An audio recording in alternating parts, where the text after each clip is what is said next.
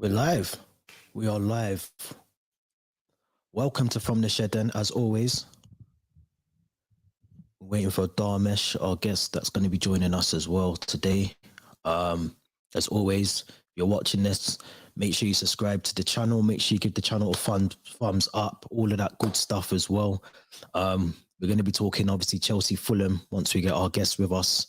You should be joining us very, very soon. Yeah, man, this is what we're looking forward to as Chelsea fans. Bit of impressive ENZO. We're going to be talking about Enzo Fernandez, Madueke, Reece James returning. There's a lot to talk about. Got a lot to cover.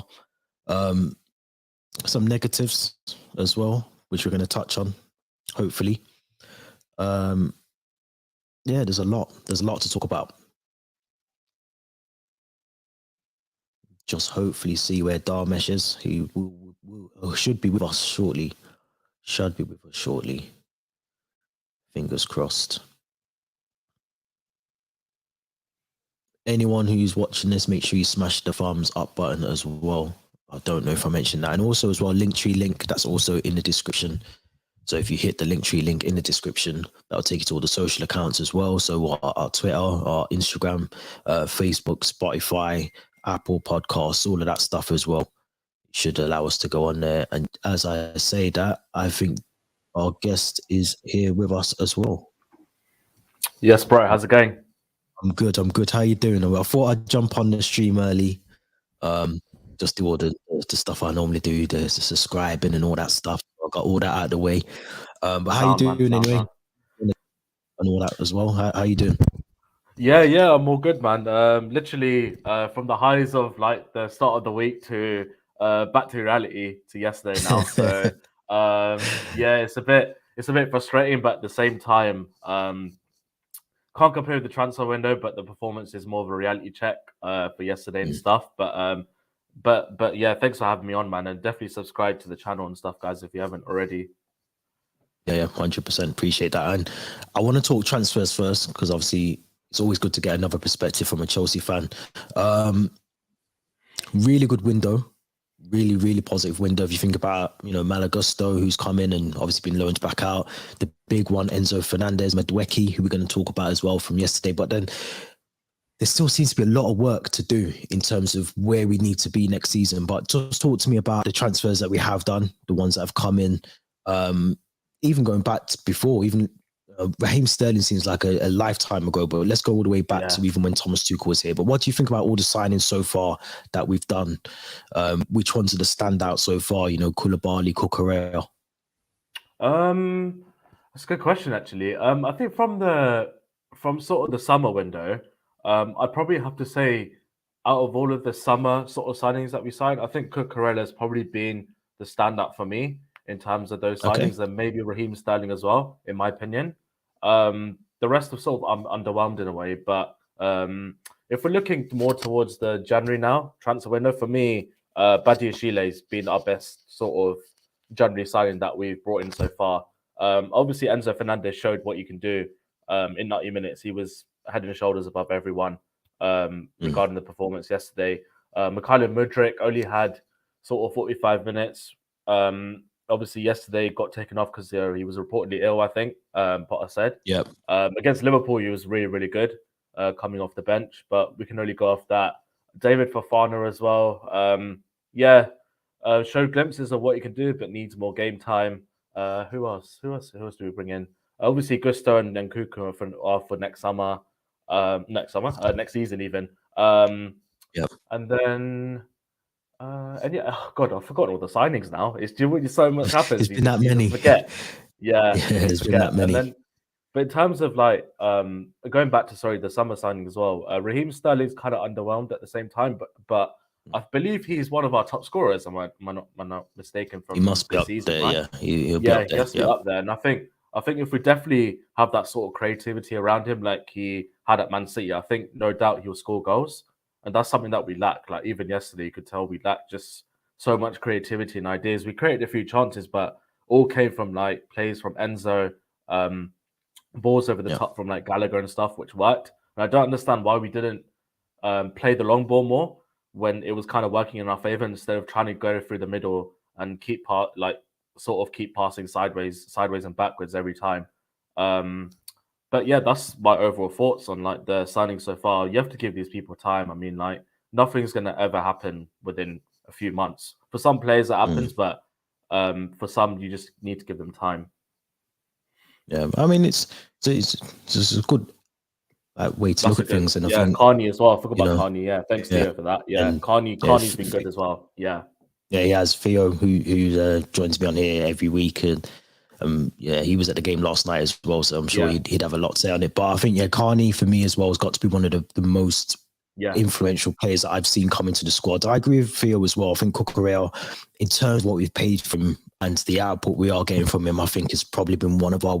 And I know you just said you think he's one of the best, but I think he's been one of the worst. I think he's whether it's again, I know he's had off-field issues, which we spoke about on this channel before, but I just think for what we've paid for him, even last night, he just doesn't look comfortable in his natural position as a left back. And I think the fact that Lewis Hall has kept him out of the game, I think, for a couple of games, and to just, I mean, it's going to take time for these, like you just said, with what Baddy is shearing, it's going to take time for some of these players to gel, but I think he was one of the first signings that came in the summer. He was there for the Everton game. He came on and made his debut. So he's been there the longest, and he looks, again, like the one who's struggling to adapt to whatever Graham Potter's trying to get him to do. So I do think it's a massive cause for concern when we talk about Cucurella.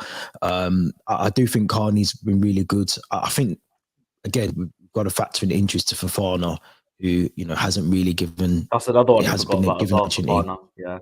Yeah, so he hasn't had the right chance to enough time to show us what he can do. I think Koulibaly as well.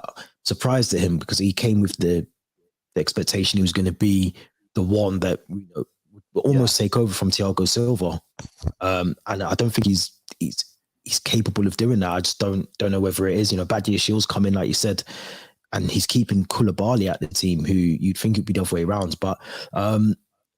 Let's move on to because I want to do some player ratings from last night. Give me your assessment first of all on last night's game. What was your expectations going into the game first hands before kickoff?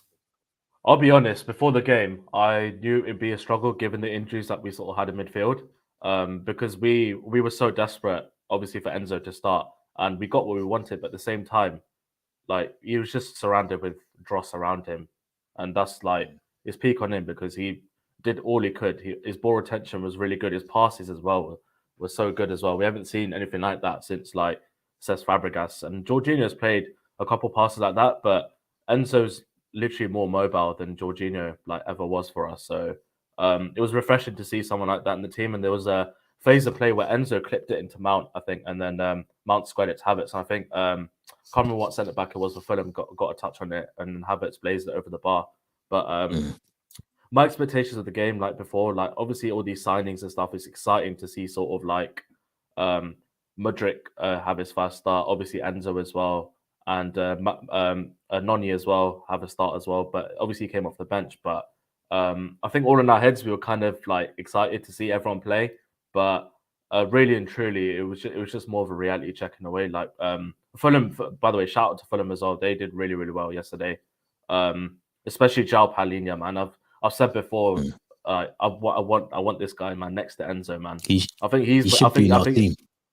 Yeah, definitely. I think he'd be my number one target if we were to sign a midfielder over, say, like Edson Alvarez has been mentioned, Onana's been mentioned. Obviously, you've got the usual suspects of like Declan Rice, Moises Caicedo. But for me, I think João Palhinha would be number one for me in terms of signings to get. And they were so compact as well. Like, and I can't remember the last time they produce like a defensive performance like that at the Bridge. I can't remember a solid one like that.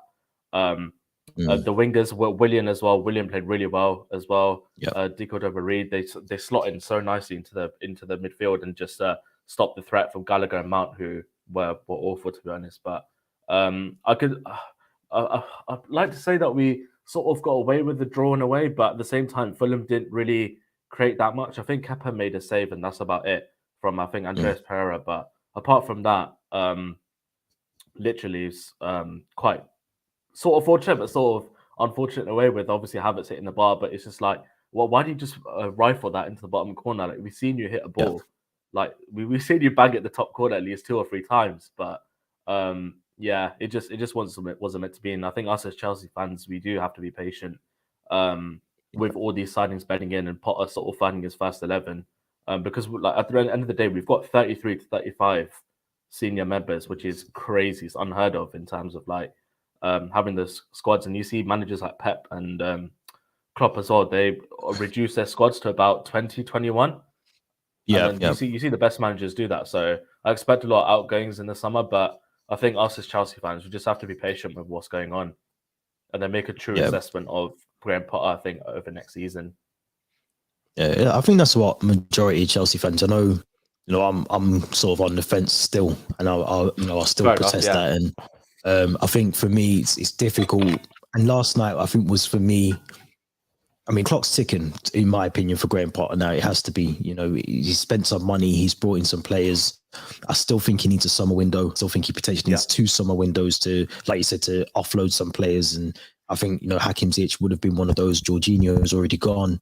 Conor Gallagher might be on his way out. Maybe Loftus-Cheek, Azpilicueta. There's so many players that need to move on to allow some of these new players that was brought in to embed and to implement what Graham Potter's trying to do. But I expected a bit more last night. I'm going to be honest, I did. And I mean, it's crying out that we need a striker. Fofana he came on and he actually done well. He had, I think, a really good chance, and I think he had to take it round the keeper, and he just didn't work for him. But there's something about him that, and I think he came on in the League Cup against Man City, I think that was one of those games. That was a short period of time. Yeah, I literally don't remember him playing like any sort of cameo role. Yeah. Yeah. So he's come on. He's done. He's come in now. He's shown what he can do twice in 2 separate games for me. We've got to be honest. Kai Havertz is not a number 9. He's not a striker. He shouldn't really be playing in that role. And I think it's unfair on Kai Havertz because he does get a lot of criticism, but at the same time as well, he's playing in a role that again is unnatural to him. He's not a striker. I personally don't think he should be there. I expected a bit more, and I don't know whether that's because sometimes when new players come in, it sometimes boosts or lifts other players to just play a little bit better, give that extra %. But we didn't really see that in certain parts of the game. I thought Kepa was outstanding. I thought he had a really good game. It was good to see Reece James back. And again, another name that I didn't want to see on the team sheet at the start of the game was Reece James, because we got to see what happened at Bournemouth. He didn't even finish the first half. So it was good to see him come off uninjured.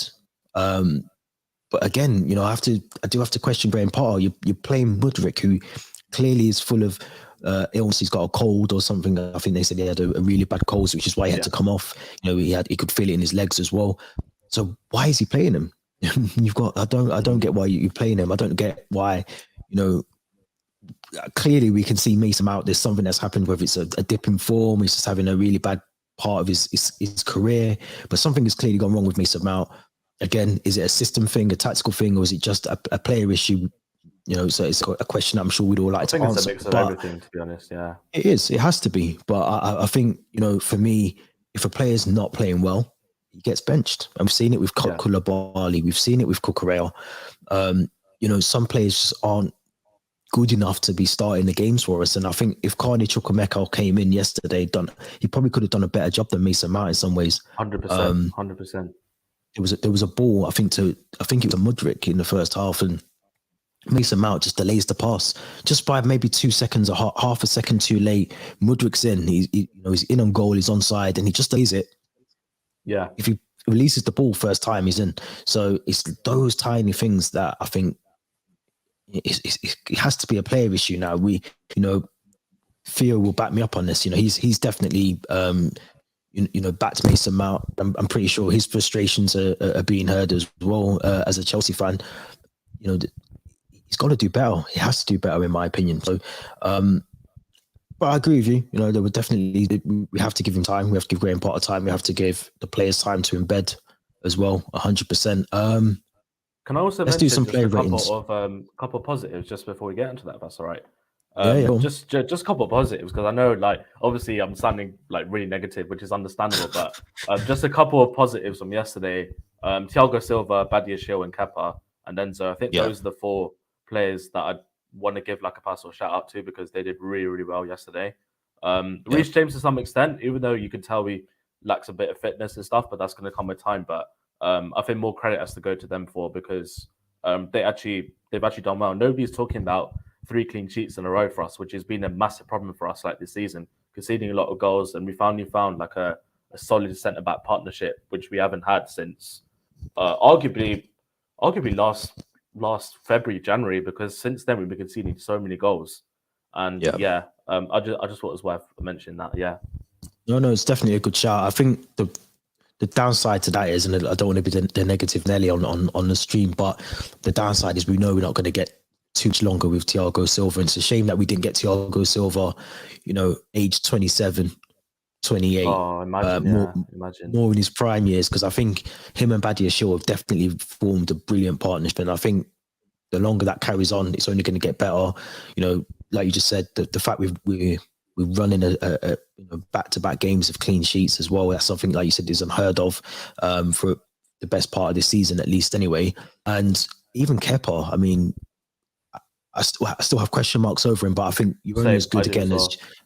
Yeah, I mean, you're only as good as your defenders. If your defense is good, it saves you having to save as many shots. And I think with Badia Shaw, who looks very comfortable for his age to play in that role, looks comfortable on the ball. I've got no issues with him at all. And like you said, James, coming back, you could see there was something extra on that right-hand side last night with trying to get the ball in. Theo's just made a good point here about Mason Mount. When goals and assists dry up, I sure can see what he offers to the team. It is time to drop him. What's your thoughts on Mason Mount? What do you think's gone wrong for him? What do you think? Is it worth a conversation now where we have to be honest and say that he does need to be benched? Oh yeah, I definitely think he needs to be benched. And like Theo said, he's not. I can't remember the last time he scored and assisted. The only one I could think of is Villa away, where obviously he scored 2, didn't he? I think it's partially burnout as well, because this guy's been overplayed for ages. For the least part of since he's come to Chelsea, he's played every single game. I can't remember what the stat was, but I think he's played over I can't remember how many minutes it is, but it's just ridiculous given the age he is as well. I do think he needs some time out from the team and stuff. And it's an interesting one because a lot of people are calling to sell him. I'm not sure if I would do that.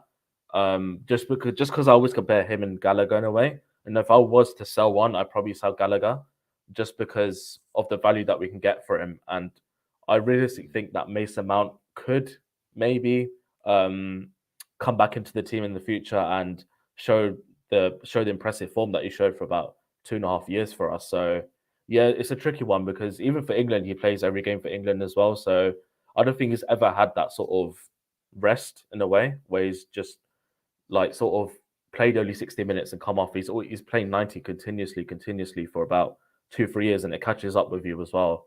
And I can honestly see his career ending by 29-30 if he keeps going the rate that he is right now, just because of past history. Look at Michael Owen, for example.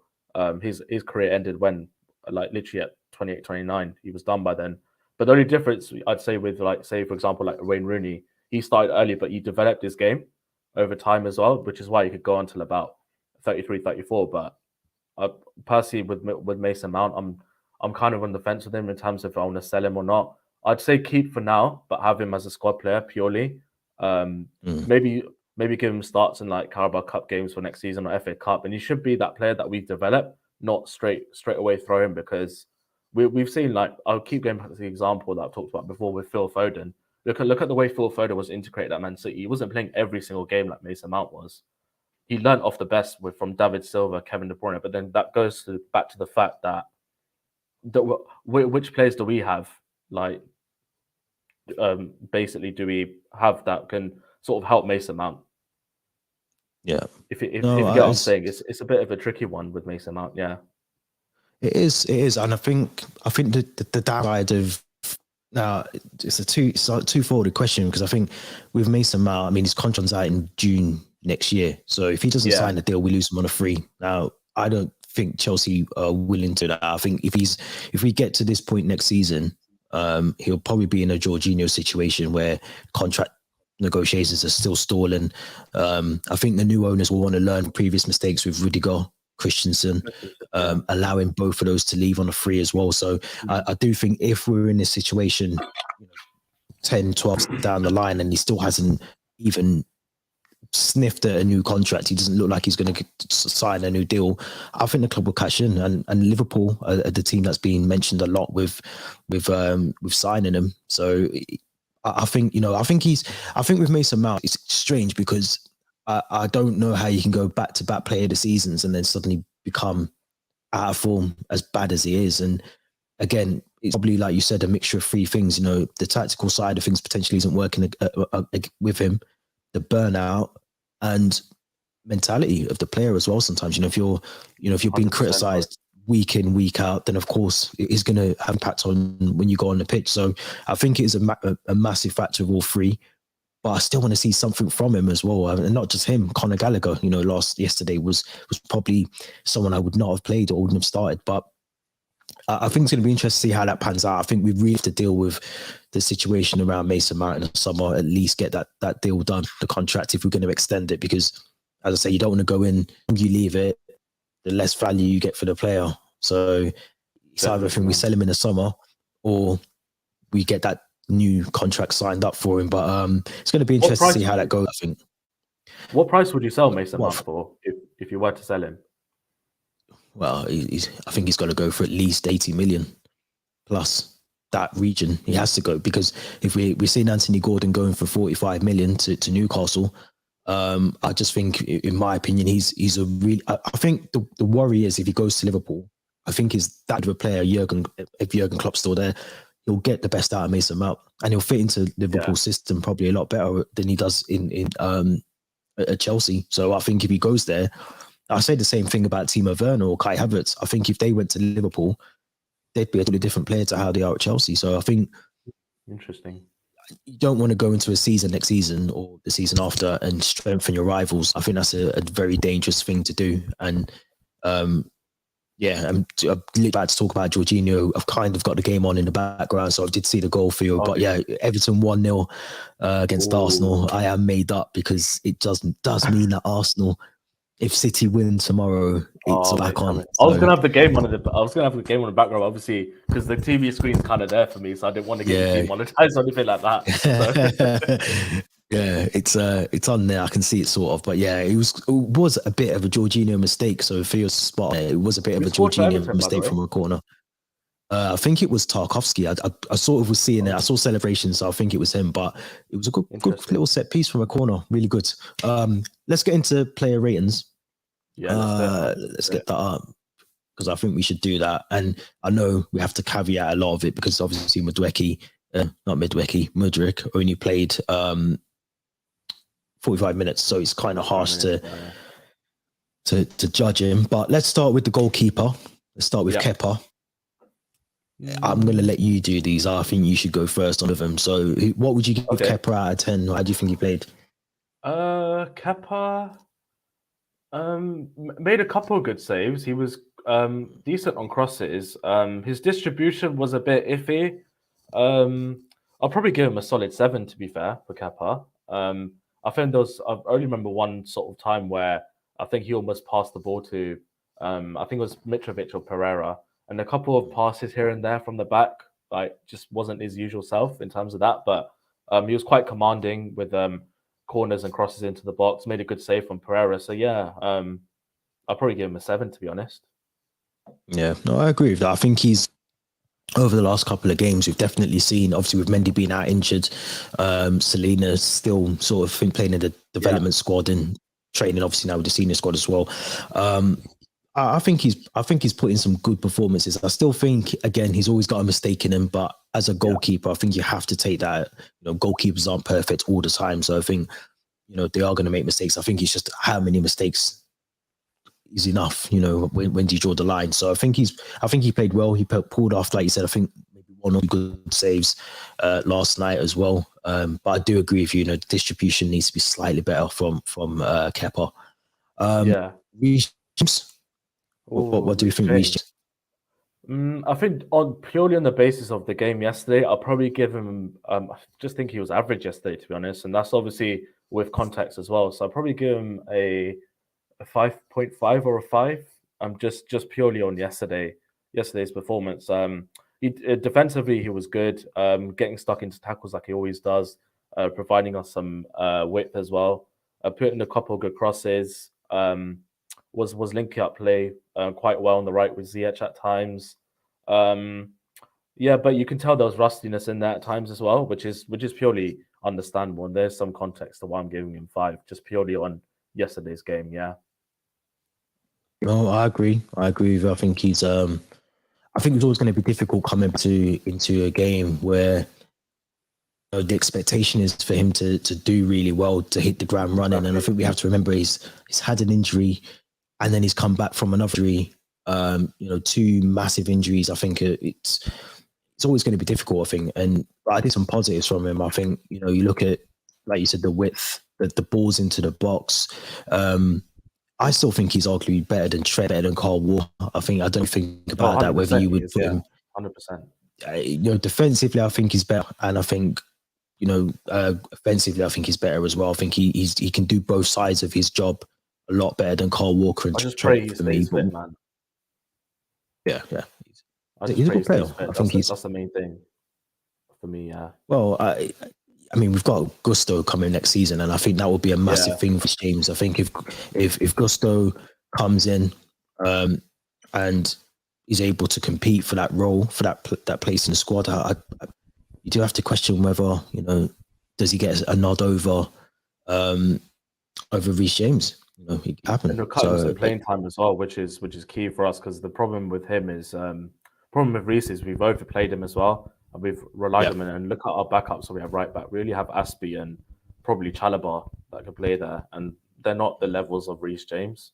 So I think purely just based on this season, that I just hope he stays fit just for our Champions League run, because I do think there's something in it for us in the Champions League. So if you can stay fit for that at least, then yeah. Yeah, no, it's a good shout. It's a good shout. Anyone with the eagle eye who watches to see that Kulabali was up, but I've changed to Badiashile. Give me your thoughts on Badiashile, who I think, in my opinion, was arguably one of our best players on the pitch last night.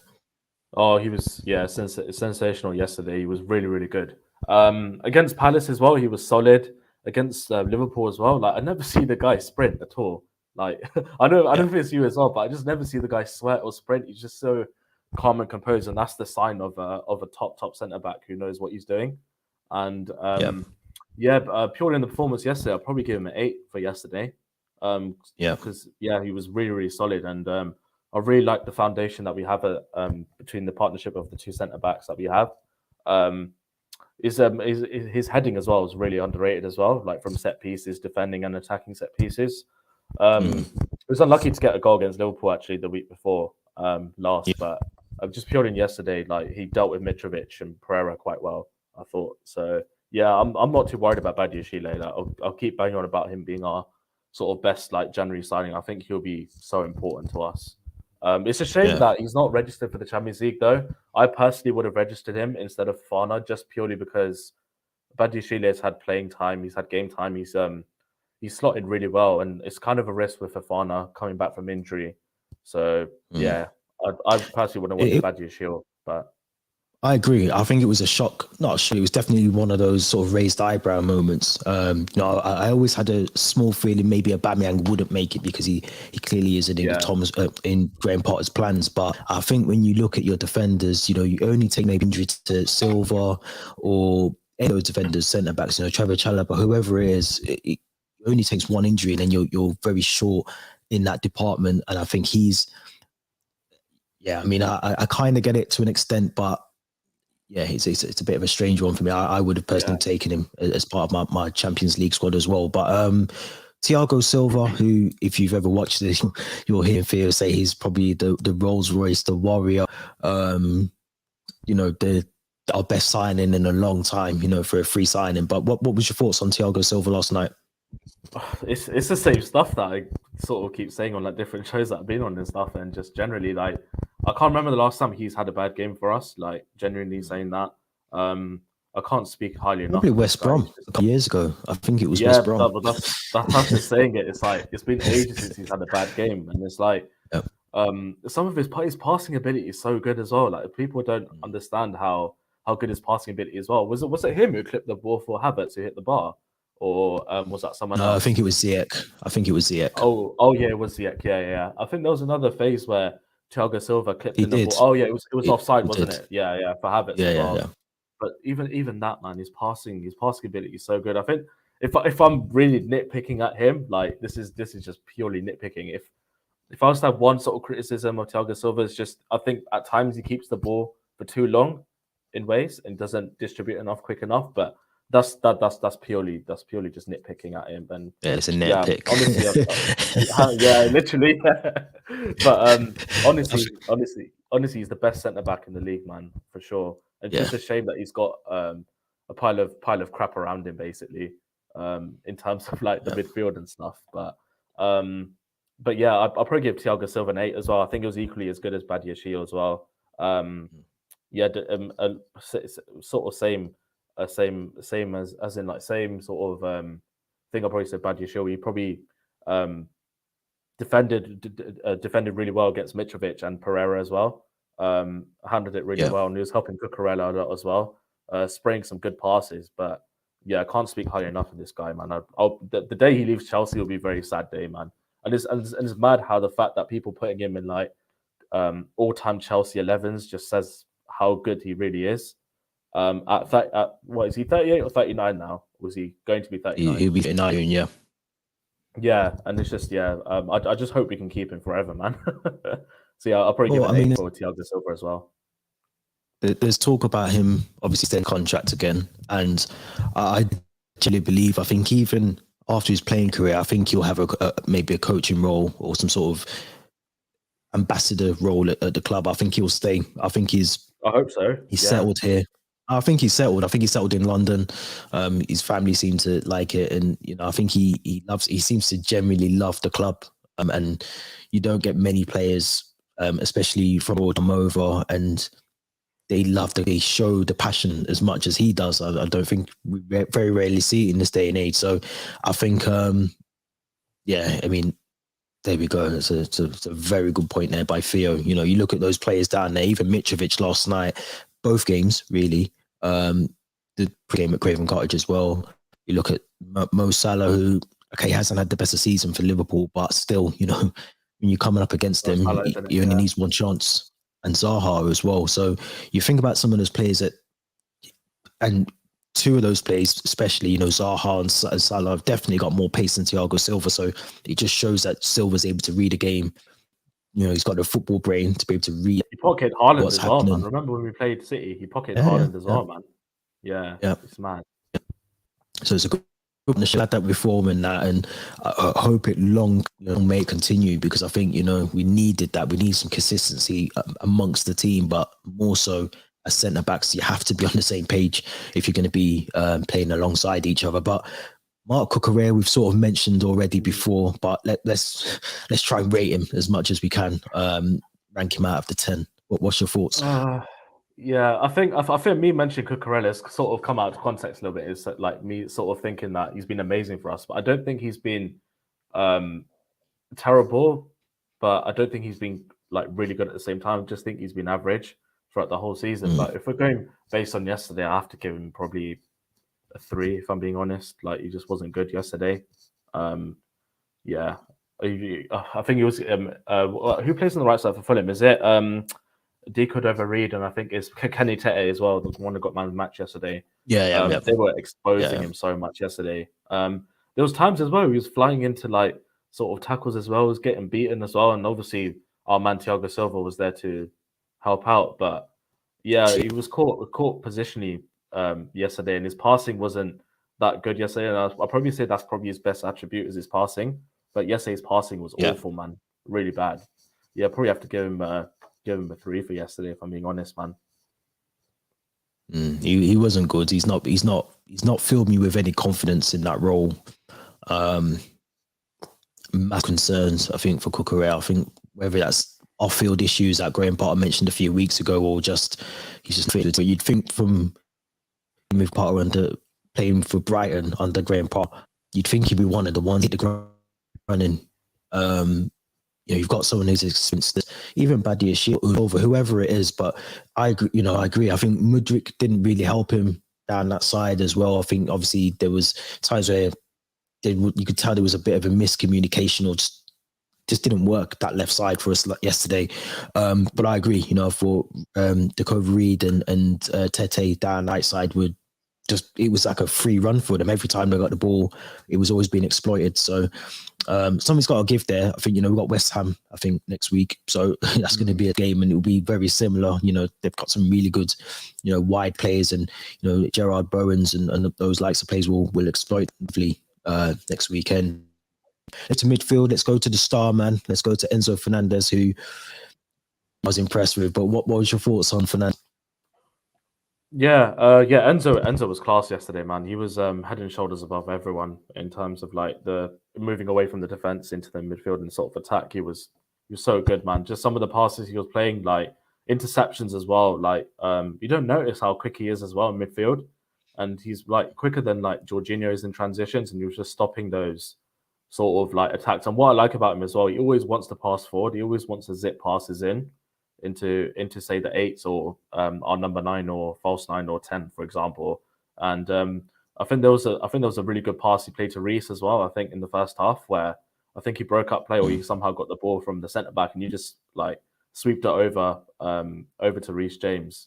And there was a couple of other passes like here and there that were really good. And yeah, it's just a shame. It's just a shame that he wasn't getting helped out that much by the 2 8s that were next to him. But I definitely want to see someone partner next to Enzo in a way, whether that's Kovacic, Kante, or Zakaria. I think definitely one of those three can slot in really well next to Enzo, and I think we'll definitely see more improvements in our midfield performance, if anything. I don't know how long Kovacic and Zakaria are out for. Obviously, Kante. I think Kante's back in. He's back in March, I believe, or he's back soon. I think. But I'd love to give I definitely don't want him as sort of like a sitter. I'd rather him progress forward and join the attack a little bit more. But with our injury scenario at the moment, I think he kind of has to play that 6 role, and he can do it. He did really well. A couple of sloppy passes here and then the second half, but it's understands. You have to cut him a bit of slack. It's his first game, like for Chelsea, first game in the Premier League. A few of his passes were cut out by Fulham in the second half, but I'd probably give him a 7.5, 7.5 yesterday. I don't think he was as good as Badiashile or Thiago Silva, but I still think he was like one of the better players apart from sort of those two. Yeah, I think apply a lot of context, and I think even myself, see, I've seen all the complications everyone's been putting on the internet and whatever else, but we have to give him time to embed. It's his first game coming into a new league. I think Graham Potter was saying obviously his English isn't the best as well, so there's a lot that he's got to do in the next couple of months or so. And I think again he's one of those players for me that I expect to see a bit more from next season. I think you're right. Yeah. I think he needs someone to partner him in that midfield because I think he looked in with players that was good at him. So if you can bring up in or a Kante that's next to him, even a 30% Kante is probably better than the players that played with him yesterday. I think we just need to. I know obviously a lot of the talk last night was about money that's been spent by Chelsea and the fee that we've paid for Enzo Fernandez, but I think we need to put that to one side. It all is a massive factor, of course, but I think we've just got to give him the time and be patient with him, which we've done with other players. We've done it with Timo Werner, we've done it with Kai Havertz, we did it with Lukaku at one point. We've just got to give him the time and allow him to show us what he can do, as opposed to expect him to do it every game, because it's going to take time. And I think you're spot on. I think he ends up really good. Some of the passes were passing forward is something that I think we've, as Chelsea fans, we've forgot what it's like. With Jorginho being very defensive minded, to have someone that can do that and get the ball forward was brilliant. But I think there were times when he said his passes were cut out or he was misplaced. But it's going to come. The intensity of the Premier League is something that when you go to you watch TV, it doesn't look as fast. But when you're and the fast passing of the ball. It's something you just have to be to quickly as well. But we've got to give him time. I think he's a really good player. I don't have any concern with him. Definitely, bro. Conor Gallagher. What's this on? Gallagher. Yeah, Conor Gallagher yesterday. I'll be honest, I don't think he was good at all yesterday. Some of the corners that he was taking yesterday were absolutely horrible to watch, man. It was, I'm glad you said it. It's so bad, man. Oh my god. I'm like, who decided to put him on corners yesterday, man? It's just like you have, for example, you have Ziyech there who's capable of taking a good corner, and you have like Enzo, for example. Like Enzo could take a good corner as well, but like having Conor Gallagher, man. Oh yeah, it was just I thought he was really poor yesterday. Just doesn't have sort of any awareness around him. He's a bit like a headless chicken in a way. The only good thing he can do is press. That's it. I don't see anything else he brings to the team. I know obviously he scored a goal against Palace and stuff, but apart from that, what's he done in a Chelsea shirt? Like, especially in the pivot as well, midfield, it just doesn't suit him, and I don't think Chelsea's the right club for him, in my opinion, anyway. We honestly we should have taken that 40, 50 million we got from Everton, but it's the fact that he thinks he could play for a top six club or big six club just baffles me, because I just don't think he's that level. It's a perfect example is Andreas Pereira, who played for United. He wasn't good enough for them, but I do think at a club like Fulham, he's good enough. And I think it's the same with Conor Gallagher. I just don't think he's a level of a big six team. I think if he goes to say like back to Palace or to like a club like Everton, I think he'll do well there. But he's just not Chelsea level, man. So I'm sorry, I have to give him a 2 for yesterday, man. Wow. Yeah. Yeah, it's fair enough. I think he's one of those players for me that will. I agree with you. I think I think the fact he wants to try and fight for his place at Chelsea is good. I know there's obviously a lot of talk he was going to win. I don't think they even put a bid in. I think one of the players for me that, if I'm honest, I think he's good about give you, a good game, 1 in 5, but he doesn't do it consistently enough. So I think he's got a decision to make, very much like Mason Mount. So it all depends. It really does all depend on his next move, in my opinion. I think Crystal Palace is a good shame. I think that would have been a good move if he'd gone there, but he's willing to fight. And the only credit I can give Conor is he loves to try and for the ball. He doesn't stop, and he's one of those players that will just constantly give you, at least 110%. He just doesn't do it often enough in terms of back-to-back games or the consistency in all those games. So sometimes it's dangerous because he ends up either getting a silly booking or he gets sent off, which we've seen, I think, against Leeds. Yesterday, yeah. But he's still young as well. We've got to remember he's still quite a young player as well. That's true, yeah. No, I definitely hear that. Well, what did you rate him in the end then?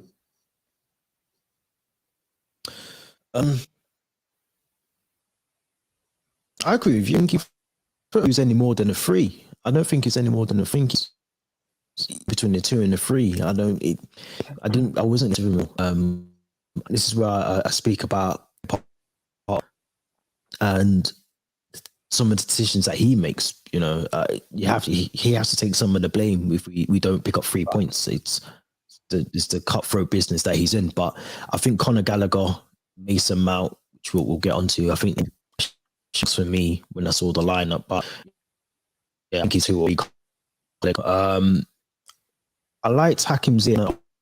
Hakim and how it was a surprise call up with the news that he was going to go to PSG.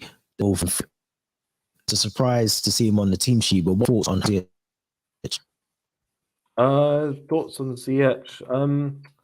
I think for the majority of the game he wasn't good, but the only thing I like about sort of Ziyech is he takes risks when he passes, and I don't think anyone else in our sort of front line does that, which is why I rate him. And we saw the ball he played for Havertz. I don't think anyone's capable of playing that pass as like a wide player for us. Well, obviously we've seen more much of like Mudryk or Madueke, but Ziyech is what it's a strange one. Like I did think he was good at all yesterday, and I think he was robbed off an assist if we're being real as well.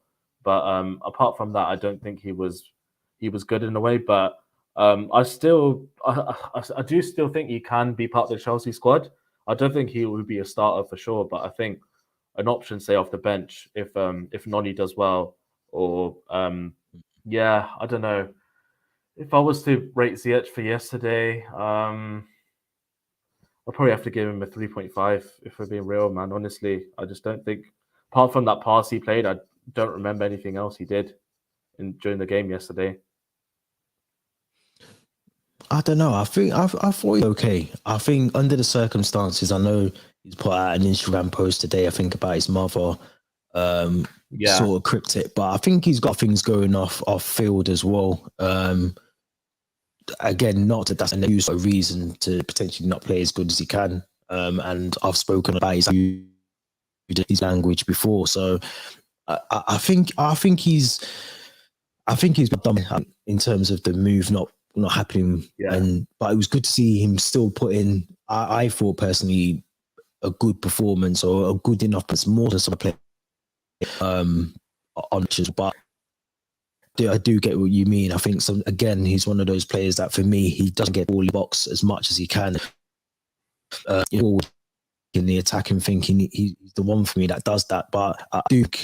Again, his days are numbered at the club. I agree with you. I think we should potentially keep him as a squad player. But I think the fact that he was on the verge of moving tells me that he's going to be gone in the summer. I think he's been one of them since last summer. He's going to get that move. But once he's got games, putting performances, otherwise clubs aren't coming for him. So he's in that situation now where if he wants to leave, he needs to put himself in the shop window. And quickly as well. So yeah, I think it's really harsh to give him that scoring, but these are your scoring, so I'm going to let you have that one. yeah. Mason Mount, give me off on Money Mace, as people call him. Oh god, similar to Conor Gallagher, man. If we're being real on yesterday, man, it's just it just wasn't good yesterday. Like even the one thing we sort of associate Mount with is his constant pressing. He's not even doing that anymore. So yeah, it's just really really concerning. And him and Gallagher just don't understand the 8 position in a way. They don't know when to sort of drop off and push forward. And the positions impact sort of like what our fullbacks do. Then obviously the impacts of like what Enzo does as well. It just has a domino effect on everything. So yeah, Mount was poor yesterday. Passing wasn't great. I can't remember if he ever took a shot when he got any sort of space, even though it was quite limited. With credit to Fulham again as well for their defensive shape and stuff. But I just don't remember Mount. The only good moment he had was play that pass for Havertz, which Tim Ream got a block on. So yeah, Mason Mount, I'll probably have to give the same rating as Gallagher, man. Probably a 3 for Gallagher. Wait, I did give 3 for Gallagher, right? Yeah. Oh, did you? Sorry, I thought it was a 2. I'll 2. knock Yeah. you Okay. a Yeah. notch. Yeah. A 2 for Mount as well, man. I thought I rated Gallagher 3, but nah. Let's give them a 3. They're probably like a 2.5. Yeah, no, that's fine. Yeah, that's cool. Yeah, as long as they're not above like 4, man, that's it. Chris said, even the stuff, I think people will say that was a brilliant ball into the box, but I expect that from Mason Mount. Mason Mount to be able to put that ball in the box for Verts to do. Apart from that, he was non-existent. And I don't keep the pitch as long as he does.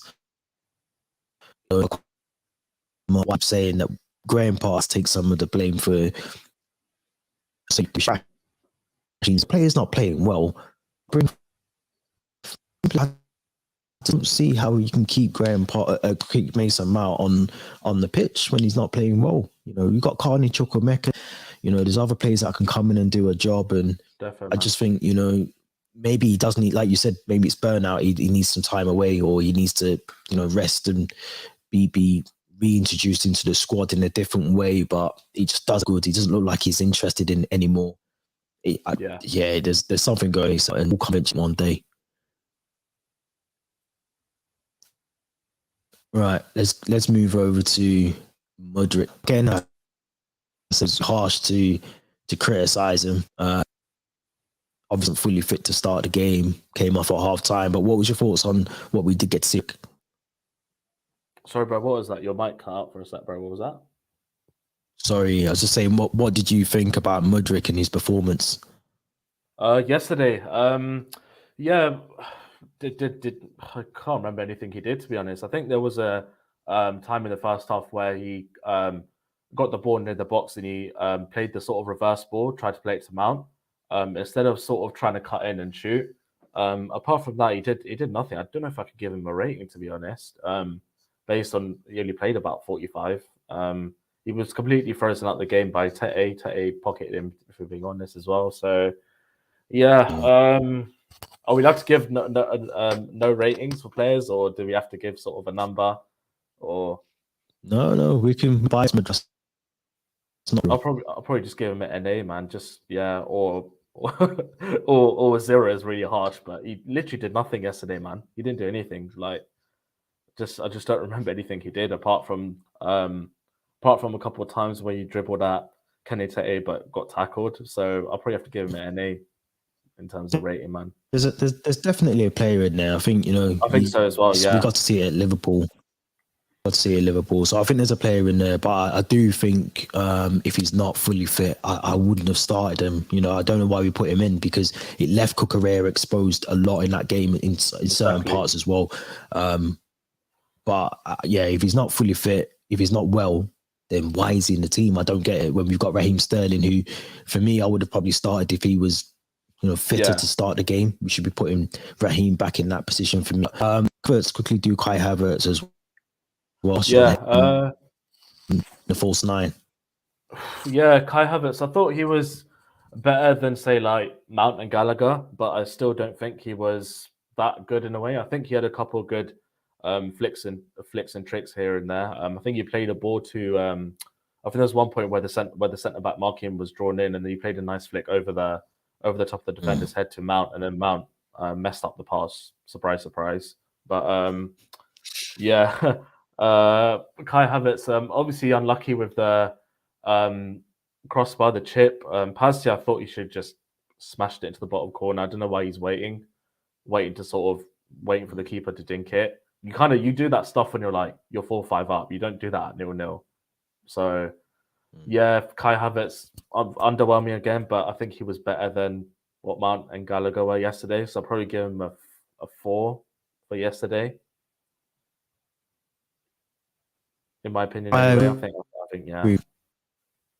Yeah, I agree. He, like I said before, I think the fact that he's playing at next, his natural position, I do it's probably if fair and to be honest, he's not been as good as he can be. I think he isn't the number 9, then I think that's when we can really judge him. And I've said on here before, you have to give him tenders, and it's on. I think that is for me the problem. If that doesn't tell you that we need a striker be used for 9 that's sat on our bench, then it's questionable, in my opinion. But yeah, a lot's got to happen. There's got to be in the weeks for me. Just 100%, man. Remainder of the season, what do you think we need to be aiming for? You mentioned the Champions League. More like our thoughts, our energy into really get. Yeah, bro. Sorry, I think your mic's completely bugging out, man. I didn't hear a word you said. Sorry, man. No worries. It might because you might need to wrap it up anyway. But I was just asking, listen, what we should. I still can't hear you, bro. I still can't hear what you're saying, man. Okay, no problem. Hopefully, people can hear me. Yeah. Hopefully, I'm gonna leave this as our message. I'll message you afterwards. But anyone's listening, go to the channel and let me know your thoughts about starting. In the description as well. And yeah, this has been From the Shed. And thank you very much, Dharma, for coming. We'll definitely have you if you can't. That tells me that you can. I can, but it's lagging. So I can hear some words that you're saying, but at the same time, it's like I can't hear like full sentences. I'm just like trying to. Yeah. No, we'll be back. But who's watching, thank you very much. This has been From the Shed. And until next time, say thank you for